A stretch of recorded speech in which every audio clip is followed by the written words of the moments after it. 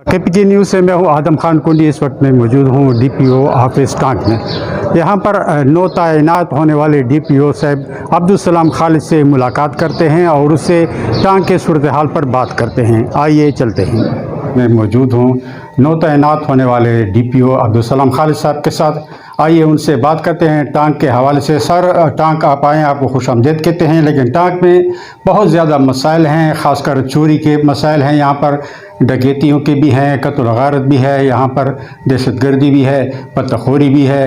तो क्या आप मायूस तो नहीं हुए यहाँ आकर? बिस्मिल्लाहिर्रहमानिर्रहीम। जहाँ पे इंसान बसते होंगे तो वहाँ पे जराइम भी होंगे, सारी चीज़ें होंगी। और हम फरिश्ते नहीं हैं, अगर फरिश्ते होते तो यहाँ पे पुलिस भी ना होती। तो इंशाल्लाह जो जो मसाइल मेरे सामने आ रहे हैं लाइन आर्डर से रिलेटेड, मिलिटेंसी से रिलेटेड, उसके लिए कोशिश कर रहा हूँ एक जामा लाए अमल तैयार करूँ, उस पर काम करें और इंशाल्लाह हमारी कोशिश होगी कि टांक के अवाम को हम मायूस ना होने दें। ये बताएं कि टांक के अवाम को आप क्या पैगाम देना चाहेंगे?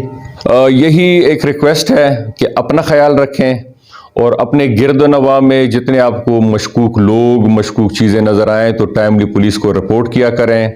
अगर पुलिस आपको कहीं पे रोकती है, जो मौजूदा हालात चल रहे हैं, तो उसमें मेरी रिक्वेस्ट ये है पुलिस के साथ तावन करें। अगर कहीं पे तलाशी की जा रही है तो कोऑपरेट करें, इस पर खामखा उसको अना का मसला ना बनाएं, क्योंकि जिस तरह के हालात चल रहे हैं, जब तक एक स्ट्रिक्ट एक्शन और प्रॉपर एक कोऑर्डिनेटेड एफर्ट नहीं होगी तो मुश्किल पड़ जाएगी। जी नज़रीन, जैसा कि आपने DPO साहब से सुना कि आवाम और पुलिस के दरमियान कोऑर्डिनेशन होगी तो ये मसले हल होंगे। KPK न्यूज़ से आदम खान कुंडी को इजाज़त दें। अल्लाह हाफ़िज़।